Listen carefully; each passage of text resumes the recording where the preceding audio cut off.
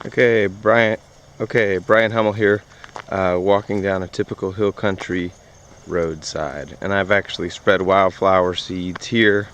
I can see a few of them coming up. Here are some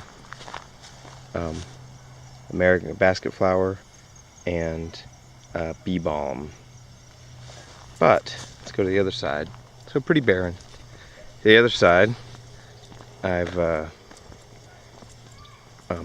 added just a little bit of sulfur and spread the same wildflower seeds about 3 years ago now, and it's obviously much lusher, mainly because in the back there is a berm. So these red standing cypress and that green puff of Maximilian sunflower are on a raised berm that does not let any of the road runoff escape.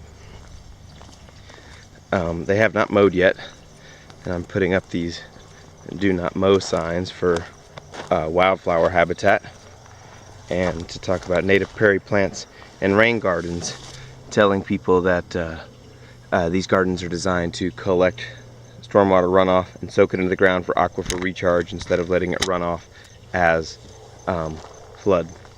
Now walk back to the other side. Same soil. This side actually gets more water than mine,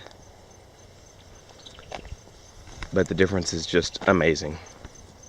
A little bit of timed mowing and a lot of water harvesting, and it looks like the peak of bloom was a few weeks ago, but I've been out for the past 3 weeks and haven't been able to get here and take photos.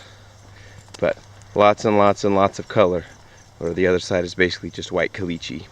I will walk up to the edge here, and you can see the raised mulch. So this is about, I don't know, 1 foot higher than the surroundings.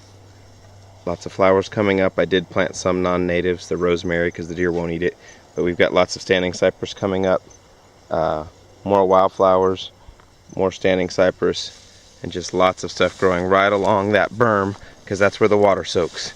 In big rains I would be standing in about ankle deep water, and it flows extremely slowly, and it's basically just all soaking in. I also planted some cover crops. I can see the deer have already been hitting them. Anyway, thanks for watching.